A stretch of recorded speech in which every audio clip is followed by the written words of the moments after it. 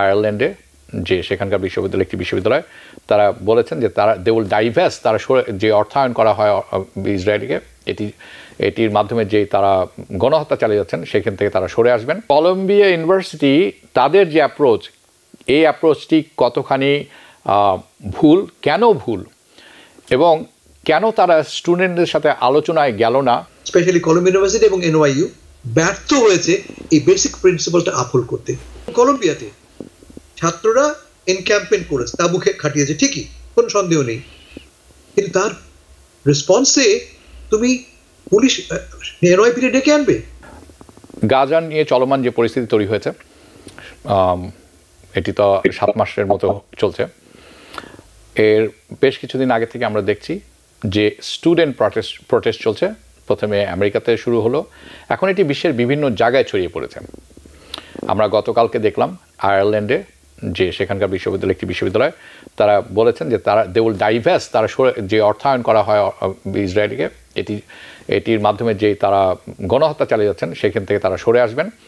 এবং আরেকটি প্রস্তাব ছিল, সেটা আমার এই মুহূর্তে মনে পড়ছে না। এই দুটি প্রস্তাব দেওয়ার কারণে তারা সেখানে বন্ধ করেছেন। স্টুডেন্টদের দাবি মেনে নেওয়ার কারণে এই প্রোটেস্ট স্টুডেন্টরাও বন্ধ করেছেন। এটি যেমন একটি ব্যাপার, খুব লক্ষণীয় একটি ব্যাপার। আমরা জানি আজ নিউ ইয়র্কেও, পেনসিলভেনিয়াতে ভায়োলেন্টলি স্টুডেন্টদের আক্রমণ করা হয়েছে, নিউ ইয়র্কেও সেই কাজটি করা হয়েছে। কিন্তু স্টুডেন্ট প্রোটেস্ট কিন্তু চলছে এবং এটা ছড়িয়ে পড়ছে চারিদিকে।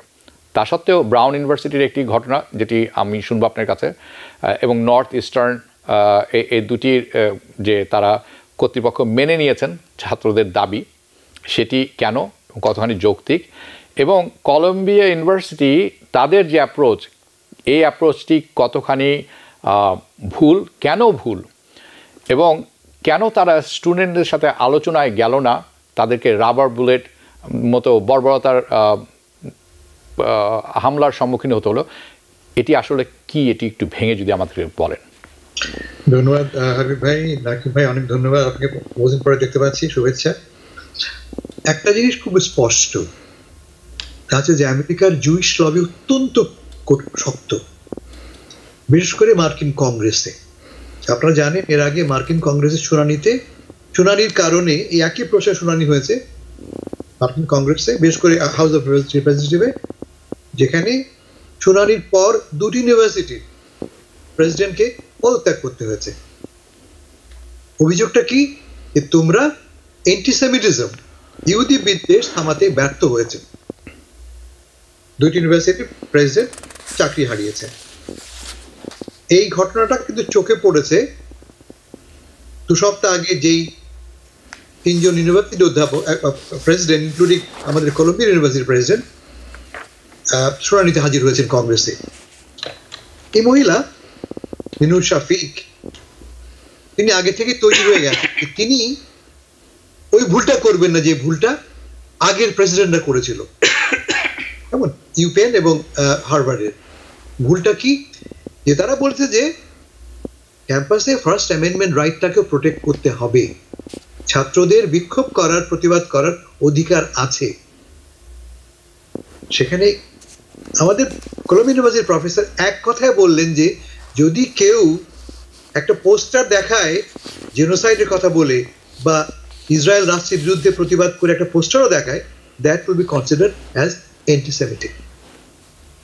আপনারা লক্ষ্য করেছেন বার্নি স্যান্ডার্স এর আগের সপ্তাহে বার্নি স্যান্ডার্স স্পষ্ট করে বলেছেন যে অ্যান্টি-জায়নিজম ইজ নট অ্যান্টিসেমিটিজম, ইসরায়েলের বিরোধিতা করা ইহুদি বিদ্বেষ নয়।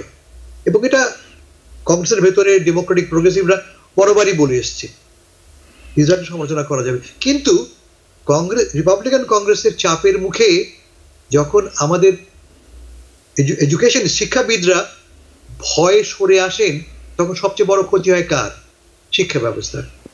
শিক্ষা ব্যবস্থা মানেটা কি?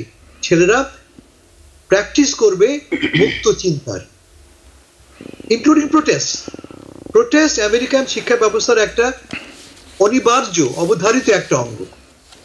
তারা কৃষ্ণ অধিকারের পক্ষে কাজ করেছে, ভিয়েতনাম যুদ্ধের বিরুদ্ধে কাজ করেছে, যখন ইরাক যুদ্ধ হলো তার বিরুদ্ধে বিক্ষোভ করেছে।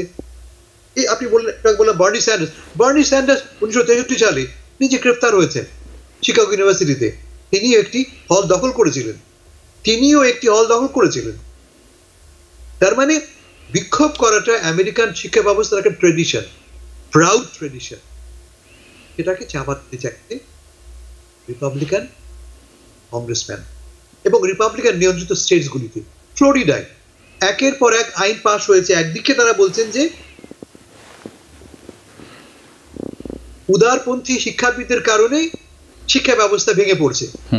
তারা বলছেন এইটা পড়ানো যাবে না, ওইটা পড়াতে হবে, ক্যাম্পাসে রাইট উইং স্পিকারদের অ্যালাউ করতে হবে। একদিকে তারা রাইট উইং স্পিকারদের অধিকার দাবি করছেন, অন্যদিকে তারা প্রোগ্রেসিভ রাইট উইং ক্যান্সেল করছেন। এটা আসলে রিয়েলি আসলে এটা একটা ক্যান্সেল কালচারের একটা এক্সটেনশন। নিউ ইয়র্কে আমাদের প্রশাসন, আমাদের শিক্ষাবিদরা, স্পেশালি কলম্বিয়া ইউনিভার্সিটি এবং NYU ব্যর্থ হয়েছে এই বেসিক প্রিন্সিপালটা আপহোল্ড করতে। যেমন কলম্বিয়াতে ছাত্ররা এনক্যাম্পমেন্ট করেছে, তাবু খাটিয়েছে, ঠিকই, কোনো সন্দেহ নেই, কিন্তু তার রেসপন্সে তুমি পুলিশ NYPD ডেকে আনবে, ক্যাম্পাসের ভেতরে তুমি পুলিশ ডেকে আনছো। আমাদের স্পিকার মাইক জনসন গিয়েছিলেন 3 সপ্তাহ আগে কলম্বিয়াতে, তিনি যে কি পরামর্শ দিলেন, call the National Guards. National Guard মানে আর্মিকে ডেকে আনো, মানে ক্যাম্পাসের ভেতরে একটা পবিত্র জায়গা আর্মি ডেকে আনো। তার মানে আমাদের পলিটিশিয়ানরাই সবচাইতে বেশি পলিটিসাইজ করছেন আমাদের ক্যাম্পাসকে। নকিব ভাই আমার সেটা ভালো বলতে পারবেন। কিন্তু আরো ফান্ডামেন্টাল প্রশ্ন, কেন এই ঘটনাটা ঘটছে, এটি একটা সিরিয়াস প্রশ্ন। যেমন ধরো যে এই যে সারা দেশ জুড়ে, সারা বিশ্ব জুড়ে ছাত্রদের যে আন্দোলনটা, বিশেষ করে পশ্চিমা বিশ্বে, এরকম আন্দোলন কিন্তু আরব বিশ্বে নেই, বাংলাদেশে নেই, ভারতে নেই, পশ্চিমা বিশ্বে কেন? তাদের তো কোনো ডিরেক্ট কোনো স্টেকস নাই। 70 দশকে মনে করা যায় ভিয়েতনাম যুদ্ধ ছিল, ড্রাফটিং এর ব্যাপার ছিল, সৈন্যকে তোমার ধরে নিয়ে সেনাবাহিনী ঢোকানো হবে। এখানে তার স্টেকসটা কি? দুটো ফান্ডামেন্টাল স্টেকস। এক হচ্ছে নৈতিক অবস্থান, মোরাল। আমার সাথে কথা হয়েছে যারা গ্রেপ্তার হয়েছে, একটি বাংলাদেশি মেয়ে, সে আমাকে স্পষ্ট করে বলছে, আমি তো বলছি তুমি জানো যে তুমি you may lose your studentship. আমি জানি, but we are on the right side of history. আমাকে সে বলছে ইংরেজিতে, we are on the right side of history. আমাদের বাঙালি মেয়ে আমাকে বলছে, আমি লিখেছি ওর উপরে। এটা একটা কারণ যে আমরা, এটা নৈতিক অবস্থান। ছাত্ররা চিরকালই অন্যায়ের বিরুদ্ধে প্রতিবাদ করেছে, স্বার্থ ছাড়া। যখন দক্ষিণ আফ্রিকা অ্যাপার্থাইড ছিল, ঠিক এই ঘটনা ঘটেছে কিন্তু এই কলম্বিয়াতে। সেখানে হ্যামিল্টন হল দখল হয়েছে। যখন কলম্বিয়া আশেপাশে কালোদের উচ্ছেদ করে জেন্ট্রিফিকেশনের চেষ্টা হলো, তখনও তারা প্রতিবাদ করেছে এবং এই হল দখল করেছে। মানে যখনই কোনো অন্যায় ঘটে, ছাত্ররা নৈতিকভাবে বাধ্য হয়, নৈতিকভাবে অনুপ্রাণিত হয় প্রতিবাদ করে। এটা একটা দিক। কিন্তু আরো বড় ফান্ডামেন্টাল প্রশ্ন কি জানেন? এই বর্তমানের পুঁজিবাদী ব্যবস্থায় ছাত্ররা আর কমপ্লিটলি অ্যালিয়েনেটেড। তারা বিচ্ছিন্ন বোধ করছে। কি বিচ্ছিন্ন বোধ করছে? এই সরকার, এই ব্যবস্থা আমার যে স্বার্থ তাকে প্রোটেক্ট করছে না, প্রমোট করছে না। যেমন ধরো ক্লাইমেট চেঞ্জ, 20 বছর পরে আমি থাকবো কি থাকবো না তার কোনো নিশ্চয়তা নেই। আমার চাকরি পাবো কি পাবো না তার নিশ্চয়তা নেই। আমার ভবিষ্যৎ ইজ আনসার্টেন।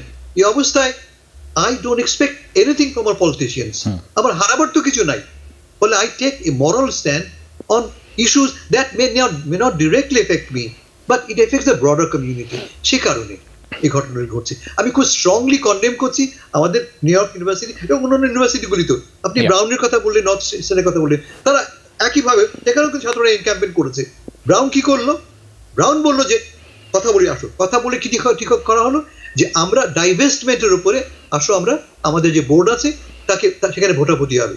একই কথা ঘটলো নর্থ ইস্টার্নে, যে বোর্ড উইল ডিসাইড। তোমরা দাবি করছো, ঠিক আছে, দাবিটা আমরা বোর্ডে নিয়ে যাচ্ছি।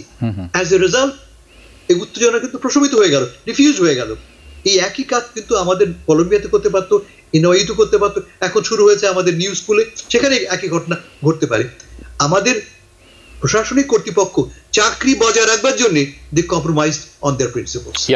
এবং এখানে কিছু কথা বলে রাখা ভালো। একটি, আপনি বার্নি স্যান্ডার্সের কথা বলেছেন, উনি যখন ছাত্র ছিলেন তখন উনি প্রতিবাদে অংশ নিয়েছেন। আমি গত সপ্তাহে, আপনি ছিলেন, রাইট, গ্রেফতার হয়েছেন এবং আপনার সাথে আপনি ছিলেন, রাইট, গত সপ্তাহে যখন অনুষ্ঠান করলাম, আপনি হাসান ফেরদৌস, আপনি আমার সাথে ছিলেন আমি কিন্তু বলেছি যে দিস আইভি লিগ কলেজেস যে স্টুডেন্ট যারা দেখছি আমরা, this is not BLM movement, এরা কিন্তু টপ অফ দ্য সোসাইটি, এরাই সেনেটর হবেন, এরাই প্রেসিডেন্ট হবেন, দে আর দ্য ফিউচার, তারা কিন্তু অর্ডিনারি মানুষ নয়। এটি কিন্তু এই যে আজকে শুনলেন বার্নি স্যান্ডার্স যখন স্টুডেন্ট ছিলেন, he is a senator, president পদে ইয়া করেছেন। একটি ব্যাপার আমার কাছে খুব আশ্চর্য লেগেছে, আমি দুজন কাছে তুলে ধরছি, সেটি হচ্ছে প্রশাসন, স্পেশালি নিউ ইয়র্ক, ইউসি বার্কলি আমরা দেখছি যেভাবে ব্যবহার করছেন স্টুডেন্টদের যে এনক্যাম্পমেন্টের ব্যাপারে। মনে হচ্ছে যে স্টুডেন্টরা যখন এনক্যাম্পমেন্ট করছেন ইউনিভার্সিটিতে, এটি আমার কাছে মনে হচ্ছে তারা তাদের সাথে এমন আচরণ করছেন পুলিশ, সেটি হচ্ছে যে এটি ইসরায়েলের দখলকৃত গাজা অধিকৃত অঞ্চলে হয়ে দাঁড়িয়েছে। It's a symbol. এটি আপনারা কি মনে করেন আমাকে একটু জানাবেন। It's looks like it's a besieged area by the law enforcement. এটি একটি ব্যাপার আমার কাছে মনে হয়েছে। এবং আরেকটি ব্যাপার আপনি বলেছেন যে students were always on the right side of the history. Vietnam ওয়ারে আমরা সেটি দেখেছি। Because people sneeze. Because not everyone washes their hands. Because kids touch a lot of things. Set a date to get your COVID shot and RSV if eligible. Because if you're wondering, should I get my COVID shot? Think about other people. Learn more at nj.gov/health/vaccines. New York থেকে সম্প্রচারিত TVN 24 television বিশ্বজুড়ে বাঙালির কণ্ঠস্বর।